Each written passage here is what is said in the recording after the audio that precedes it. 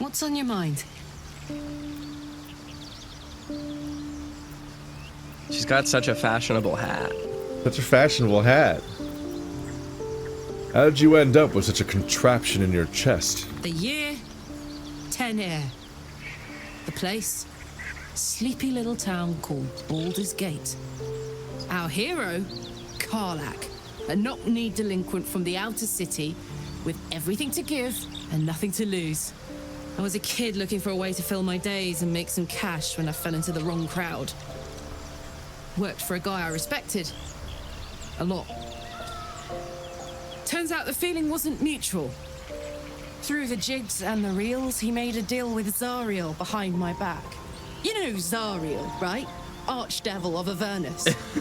She put this thing in my chest and set me to work. Well, to war. I learned quick how to stay alive. And the engine served me when it came to killing devils. 10 years of that. The stories I could tell.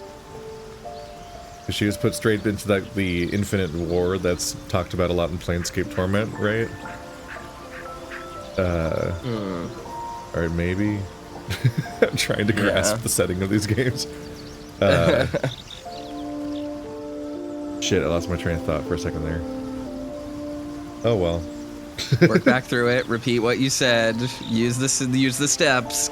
I had a different thought before I said that, and then I lost that thought. So, well. You mentioned a boss who gave you up to Zariel. Who was it? Guy named Gortash. Politician. Inventor. One of these wheeler-dealer types who seems to have a finger in every pie. I guess I was naive to think everything he got up to was above board.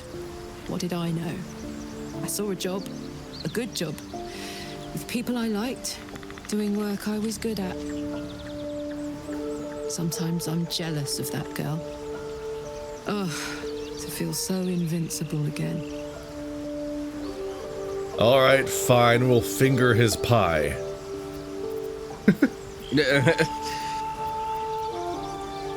Sounds like all we need to do to fix your engine is find some infernal iron. Let's hope Damon is as good as he seems. Once my engine's handled, I can focus on more important matters. Tadpoles, cults, frosty pints. Lucky we met a random dude that is the secret to our problems just in a camp. I do feel like the tadpole situation is supposed to be higher priority than her heart situation, like in the context of the setting and story, but in the context of like a video game campaign, the tadpole feels like the main quest and her thing feels like the side quest, so it gets contextualized in a way that's a little opposite of how the stakes and even timing seem to be. Because she's just had this heart. It's not like it's like that much of a ticking time bomb compared to like the tadpoles that everyone around us thinks will kill us in 2 days. What does the infernal engine do to you? Gives me energy. Power. But you've seen it in action. Very hard to control. If I'm excited at all, angry, nervous, delighted, enticed, I burn hot. Hot enough to burn anyone who gets close. She's rogue. You must be pent up. I try not to think about it. I still think about it constantly, but, you know, I try. One of these days, I'll sort the whole infernal affair out, get myself cooled off, start making up for lost time. But not today.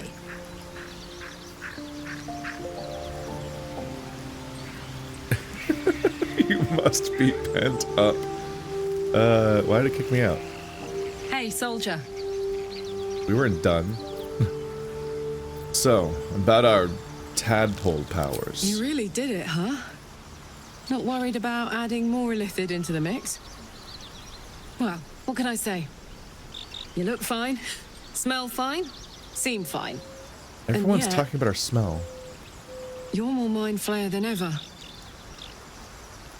Hope you don't expect me to follow your lead in this.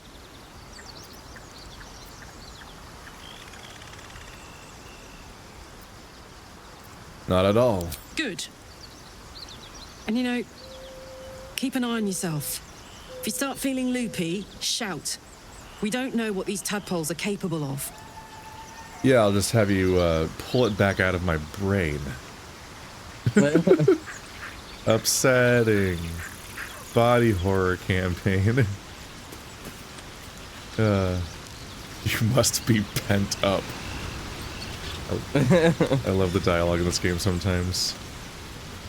Well, no tentacles yet. I suppose we can consider that a success. Tell me about your history. A normal thing to just open a conversation with. Why do you insist on exhuming the past? I was a slave. A vampire spawn. Kept by the Tsar family. Perhaps I still am. I was never able to resist their commands. But now, I've been conveniently lost. They won't ever control me again. Damn. So you must be pent up. How does someone become a vampire exactly? It's simple. Just find a vampire that will drink your blood and turn you into a vampire spawn. Their obedient puppet. In theory, the next step is to drink their blood. Once you've done that, you're free. And a true vampire. Oh, freeze, glitching out on me. The first one says in theory, the second one says so they Oh bite no, I you, mean he you bite physically glitched out on me. them.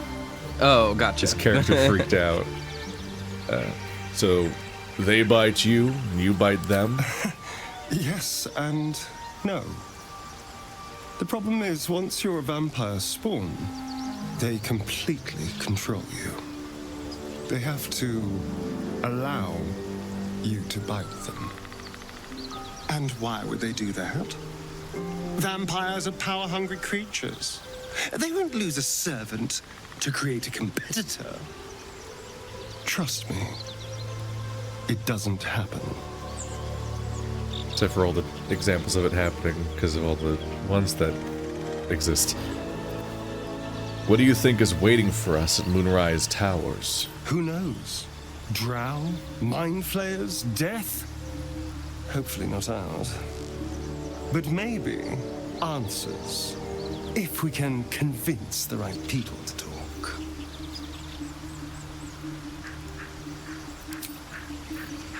You want to talk to Karlak? Lae'zel, fuck. Oh my god. How it's do you incurable. keep getting it bad? It's incurable. No good will come of devouring a gay worm, no matter what you might think. I didn't do it. What Yeah, you does the did. dialogue options say for you? Number 1 says, "I'm ending our fling if one can call it that." And, Okay. and can you only see continue? I can only see continue. So it's going to pick that one for you? No, I can press the other buttons. Tell me what the I don't options think you are. can, because I couldn't before. You use the keyboard. Yeah, it doesn't work. 2 is, have you thought about making use of the tadpole's power? And 3 is, wait for me in camp, and 4 is leave. Weird. I don't think you can press the other numbers. I tried last time and said that all I can do is hit 1. Weird. Then I'm quitting because I don't want to break off our engagement. Yeah. Let's see. Re-invite me to the game. Oh, it kicked you out of the conversation. Well, he's still in the Yeah, conversation, though. I hard quit the game. Yeah, but it didn't make him leave the conversation, so that doesn't work. I'll have to load. But you might be able to get into it then, right? Oh, good point. Smart. Yeah. Smart. I know. Leave. There we go. I don't think I have any majorly new dialogue. Remember with her, when we 'cause I've read I've patch gone through notes that everything. made us think that they fixed this? Yep. I mean, it might just be fixed for new characters or new playthroughs. How- Our I don't- file might just be fucked forever. This is a sincerely fucked up glitch to have in a dialogue-driven game. Like, just straight up, the dialogue stops working and forces you to make a choice you can't see. It's like some Malkavian shit, but it's not making any kind of, like, comment. It's not on purpose. It's just the game doesn't work. Game of the year. Welcome to the League of the Lone Eye, my friend. Not to minimize the pain of Volo's poking and prodding, but I promise you'll be used to the prosthesis in no time. Besides, I find it gives one an air of mystique. No one's more intriguing than a man with one eye. Is this bonding? Are we bonding? What was it like being the son of a Grand Duke? Not so enchanting as you'd think. The Portiers, the Caldwells, they were the blue bloods hosting the fancy balls and drinking from gold goblets. Father's the son of a blacksmith, born with barely a coin in the coffers. He made a name for himself among the Flaming Fist, brave as Baldur and stubborn as a deep rothe, daring, outspoken, but hardly posh. I spent more time dueling with Father than I did rubbing elbows with lords. Not to say I didn't develop a taste for good wine and the talent for courtly dance. I do have heterochromia now. This is what it's come to. You're an anime protagonist. Oh, the funny thing, the annoying thing is that I put a tattoo on my face as like a kind of like fun. I was kind of riffing on the idea that there's a fucked up thing in my eye, but they dug into and replaced the other eye. I'm like, God damn it! It's not the right one. Courtly dance. I'd love to see a demonstration. It's been a badger's age since I've twinkled my toes. A drunk ogre could put on a better show. You dance like a drunk ogre? Sounds hilarious. Count me in. Well, give it some time. Develop a bond and maybe I'll show you a move or two. I promise, clumsy oaf is well within my repertoire. The dialogue's just like, reach friendship level 4 to unlock dance. What do you think of Raphael? He brings to mind a story. The Devil with the Silver Tongue. An old fairy tale my father read to me. The kind with a hero, a villain, and a moral. A farmer made a deal with the devil, so the story goes. In exchange for the farmer's dearest fruit, the devil granted him a bottomless coin purse. The farmer's dearest fruit, naturally, was no apple nor peach, but his beloved daughter. We can learn a lot from fairy tales, don't you think?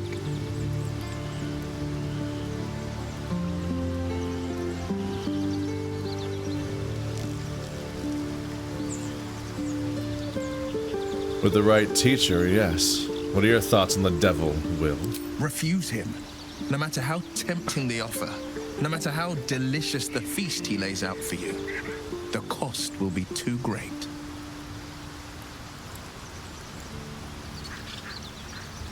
Don't worry, I have no interest in a devil's deal. That's because you still have hope. But when he becomes your last hope, remember this. He'll require of you only what you're least ready to part with, and then require more still. You might think you'd give up anything for a cure, but the devil won't take just anything. He'll take everything. So what do you think of the illicit potential the Dream Visitor spoke of? I think that unknowable powers come with unknowable consequences. I can't say I'm not curious, but once you've taken a illithid by the talon, there's no telling how deep into the abyss it might drag you. It's interesting being in a sensate where you don't have to actually, like, explain why people know anything anymore. Everyone just knows everything all the time, which happens enough in RPGs, but in this, it's like, well, we're just in an actual sensate. That's why it's happening. Well, I don't know if that's necessarily true, because I do feel like using illithid wisdom to like mine around and understand what's going on is like a very clearly diegetic choice for us. Whereas I think generally the party members just have party member omniscience, where it's like they were there too, even if they weren't. Like, because I'm thinking too much about other games that this is all happening. Because this is happening a lot. There's a lot of like, I just know stuff that you know games I'm playing lately, like Final Fantasy 14 with its like debilitating headache visions that the protagonist can have in the middle of something that's important even. But that's only played as a laugh and side quests and never like coming up in the main story to kill him. And I'm playing Talos Principle, where you are literally continuously streaming your experience to the other people in your exploration crew. So every time anything happens, including what feel like I had no idea there were other characters in the Talos Principle. If you told me that was a game that took place 2 million years in the future after every other living being died, I'd be like, yeah, that makes sense. That checks out. That's also true. Gotcha. Everyone's a robot. Great. Sure. At that point, robot life is life, so I'm not... well, that's the premise, but there's no, like, humans. But you're continuously streaming your experience to the other characters, so you'll have, like, private seeming like visions, essentially, the way you do in RPGs all the time, and then everyone's having a full conversation about the thing you saw, and also then back home at the town, at the city, all the random people are also talking about what you saw because everyone saw it. It's really it's a trip. It's such a different experience. Let's see.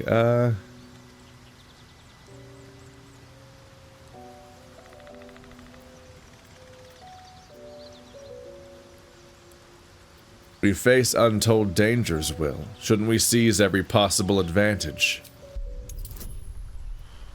That's a lot of difficulty, class. I'm gonna add guidance. Add your guidance. Hopefully it works this time, instead of just disappearing. Oh, a 6. That's not a good roll at all. I have so much bonus to offer. Can you please give me a roll that's good? Gonna be a 1. Oh, it's an 18 on its own. Fuck.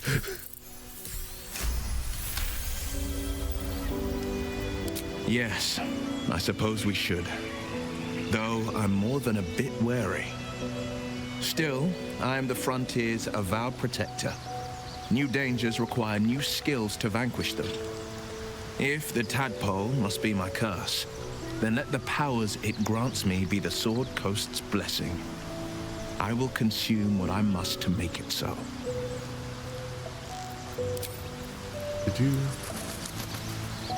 And then we have Gale. Makes my day all in a line. How can I help? What do you make of having a vampire in our camp? We all have our burdens, one way or the other. And that's about it. Alright, and then Shadowheart. Moving in. I'm gonna go talk to Shadowheart. Stay away from her. She's mine. Yeah, I know. She's mine. How dare you? My one party member. You just took Will from me. I was gonna neg him the whole game. It was bad enough having just one of those tadpoles forced upon us. I can scarcely believe you actually inflicted another on yourself. I didn't! Keith was the one that ate it. You said to do it. No, I didn't. Yes, you did. You literally like, I'm doing it. I'm gonna do it, and you weren't like joking. I said I'm gonna eat it. Yum yum, as a joke. Well, you joked badly. Okay. I literally thought you'd already done it, and so I was like, all right, let's think that Toaster's already doing. Now oh, this is weird. Now it says continue on my screen. All right, I'm choosing option 2, which is the only option I think that is unique for her. These illithid powers we're developing. What do you make of them? On one hand, they seem useful. But on the other hand, or perhaps tentacle before long, we know where they're coming from and what lies at the end of that path. I never expected ceremorphosis to be tempting. I think we should resist these powers. There's simply too many unknowns for us to risk it.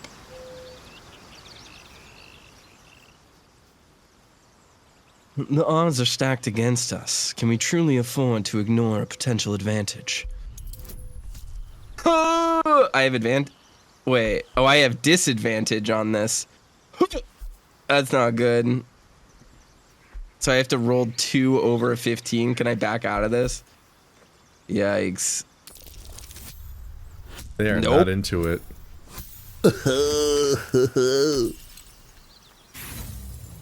That'd be a nope. I see it as more a case of wisely avoiding a potential threat. My mind is set. They do not want tadpoles. Something the matter? Have you ever spoken to Will before? I thought you had no interest in him. I leveled up as him last game and talked to him briefly. I want to talk about all that's happened to us. Fine. What's on your mind?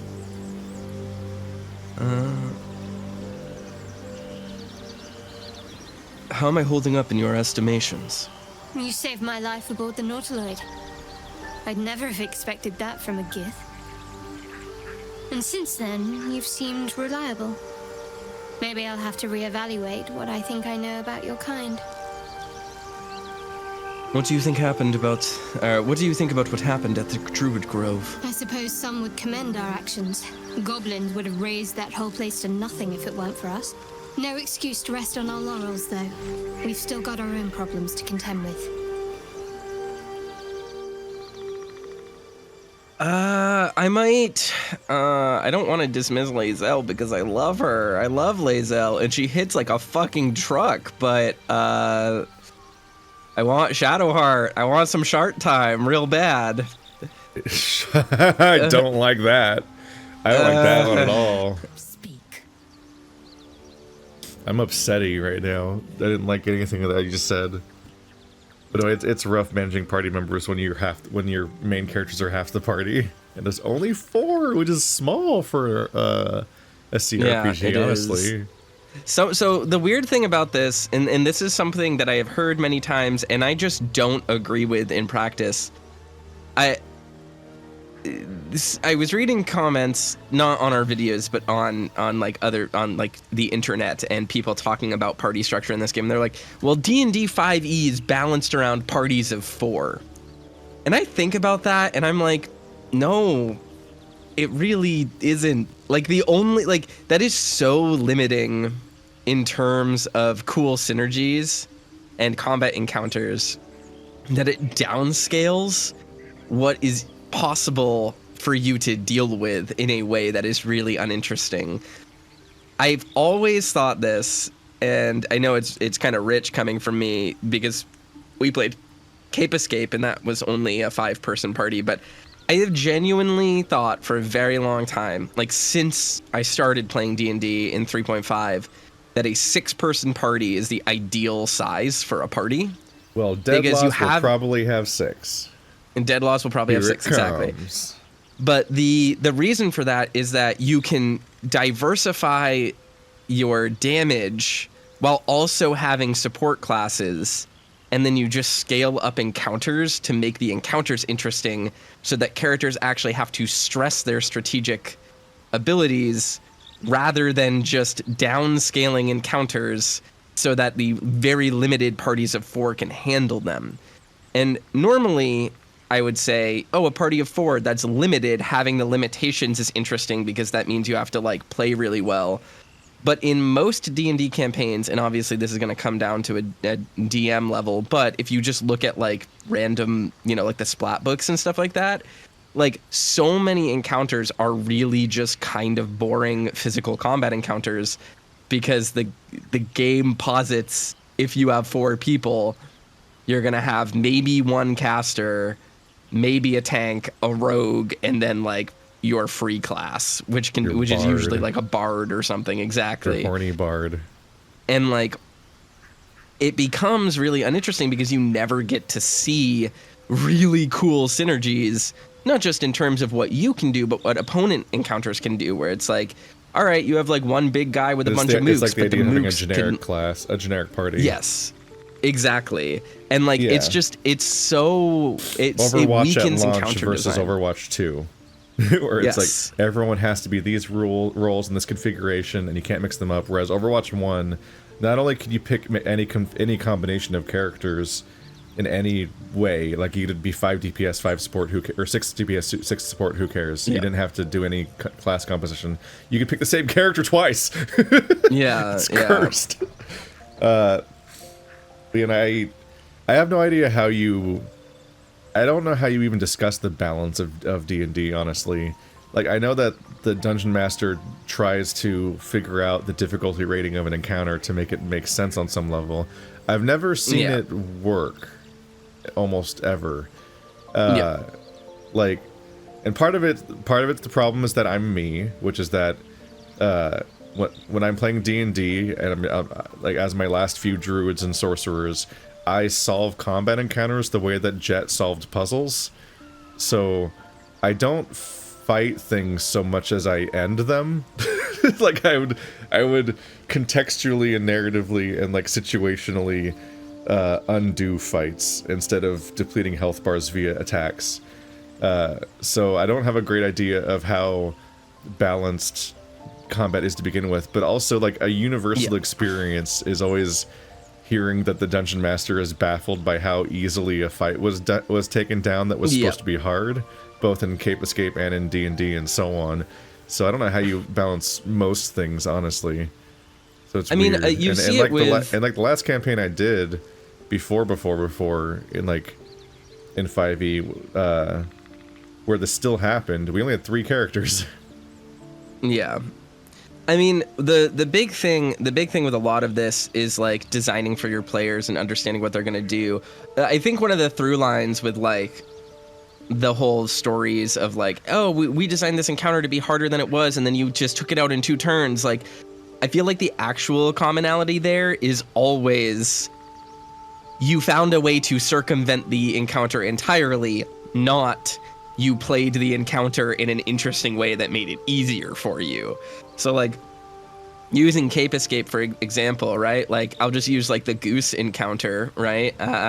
We found a way to trick it because I had an item in my inventory that worked previously on goose, and we were able to strategize around that rather than engaging with the mechanics of that fight.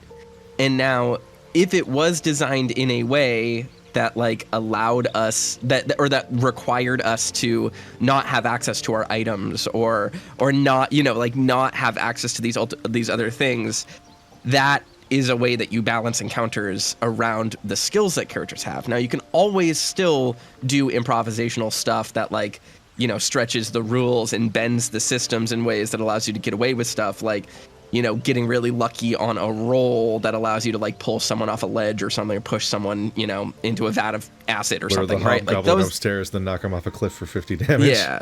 Yay. Like that will always exist, but you can still design around that. Like, I mean, using that as an example, right? Another way, like it's very clear to me that room with Roar Dragslin or whatever from that we did last episode or whenever that appears in the edit, that room is designed around having the rafters so you can use them. And there are multiple avenues of approach, so you have to at least do setup to get things. And it took us a lot of effort to get up there and plan and execute what was ostensibly a way to cheese that encounter, but still required us to use each and every one of our characters exactly correctly based around what was available to us. Whereas I feel like I can't imagine what soloing that fight would be. Like, that seems truly brutal. And I'm sure it's possible, but like, encounters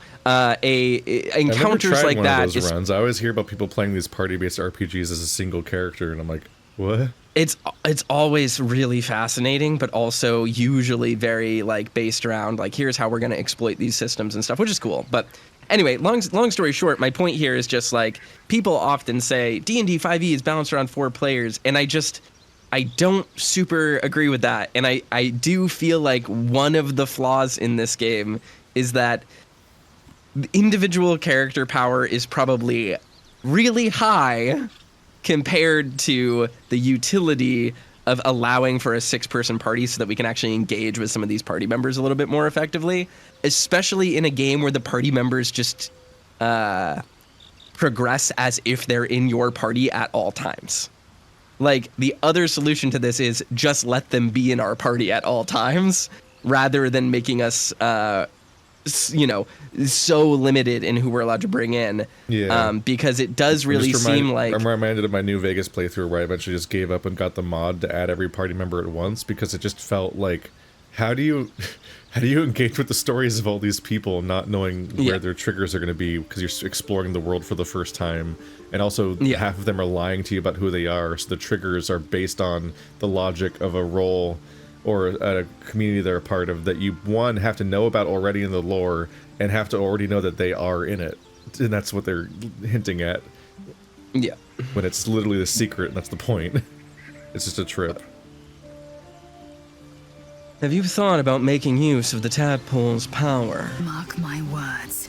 This power would be no blessing, but a curse.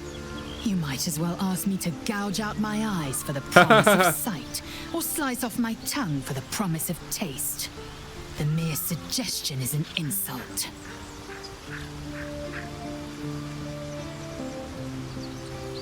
Let us talk about something else. Let's not. It's not. I don't think she's going to be into that bit of persuasion. Yeah. Oh yeah, right. scratch. Oh, I don't have thing on. Yep. I'm. What do you think about vampires and party. tadpoles? Scratch. Yeah, I want Shadowheart in the party. I am nervous about how weak she will be. Like how much weaker our party will be if I remove. It's part of my fear of picking someone besides Karlach, because Karlach hits so hard. So we're going back in, checking on House, and now I've got Shadowheart in the party as a heal bot. I'm sure she would love to be called that.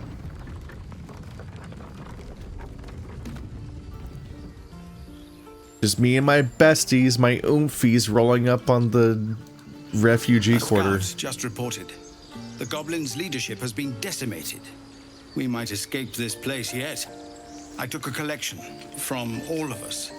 It isn't much, but you've earned it. How dare! Thank you. I did that myself. But it's all we have. Halsin will likely want to thank you too, mind. He returned just a while ago. I believe he's catching up with Korga. As for us... No armies at our heels. Amazing. We can finally leave. But perhaps we need not speak of farewells. We'll join your camp tonight to celebrate if you'll have us. Yeah, I don't think we're ready to go there yet, but we'll see you there. Literally just rested. Calm down. Yeah. So I guess we just... Hey, I got folk hero point. So I guess... Oh, got a lot of pop-ups. But I guess we just set them up for the refugees to leave. Yep. So that works for them. Where are these kids sitting here? I don't like that. Holy fuck, there's a lot of characters. I'm scared. Okay.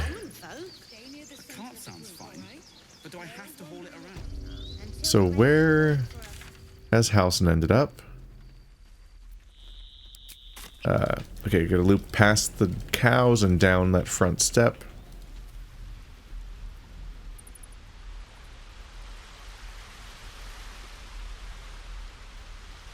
Every quest hub is a knot to untangle.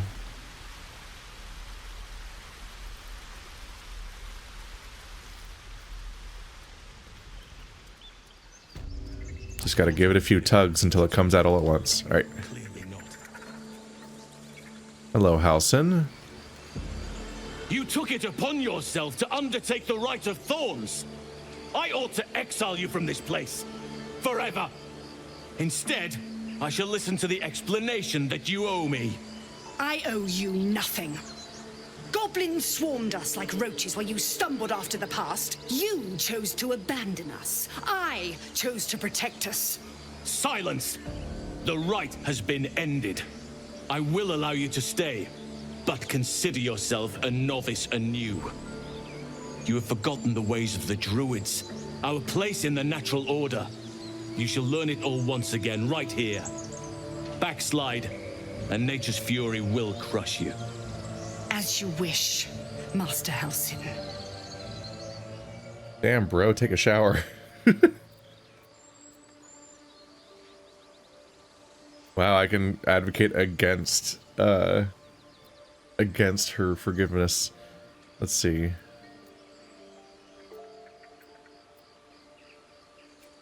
She shows great spirit. I don't like that. The druid option is fun. Yeah.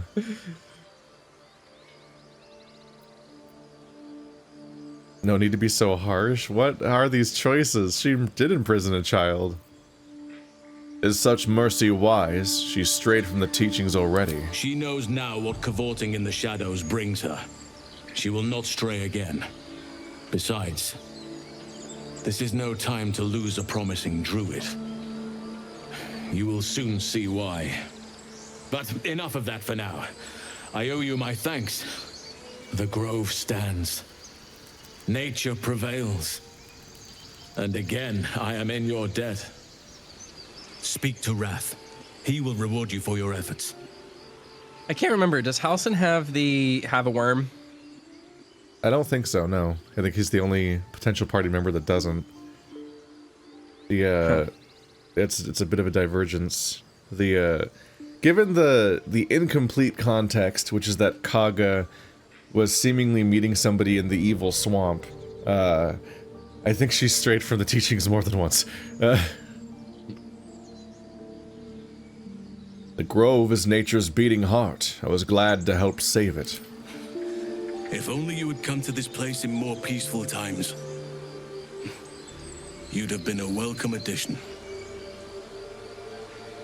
So, are you still kicking out the tieflings, or... I don't see a dialogue option about this. I mean, the tieflings wanted to leave, so... What about my problem? I need help. Tomorrow morning, we shall discuss what is to come. Motherfucker, we just rested. We just rested and everyone's like, hey, if you rest, you'll unlock the next part of the story. Almost like we need to change a world state when you rest next. Which is a little worrying. We should probably just see what quests we can do. I don't know what's going to happen next time we sleep. Speak with Wrath inside the place. Okay, so there's still more going on. Follow. Gonna go inside the grove.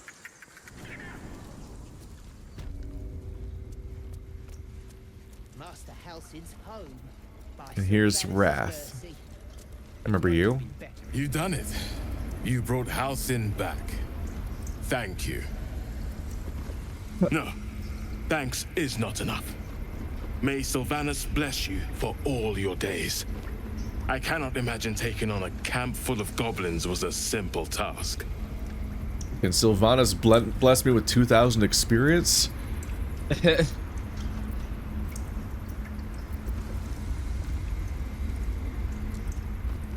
I'm just here for the reward. It's true. The toaster core choice. Think nothing of it. I'm just here to get paid. I'm glad Halsin is safe. As am I. The grove will be whole again. And I promised you a reward, didn't I? Let me show you on your map where you can find the cache. Take this rune. You'll need it. Place it among the pedestals inside our library. When the wolf glows brightest, everything in the vault below will be yours. We need to destigmatize labor. Never do any work for free. What you're telling me is that we had the opportunity to do something good for people and get paid for it. But is that not good labor for good reward? I'm a druid. Has to get Kaga. No! The Kaga quest is completed. Well, I ruined your life for no reason. We didn't even get to do the quest. We didn't. Well, I didn't do a Kaga. I didn't care about a Kaga quest. I wanted to see Auntie Ethel. Yeah, that's what I'm saying. I ruined your life for no reason. Because pursuing the Kaga quest and then not being able to do it and then now it being completed by this outcome means we went to the bog for no reason, which is why Ethel's gone.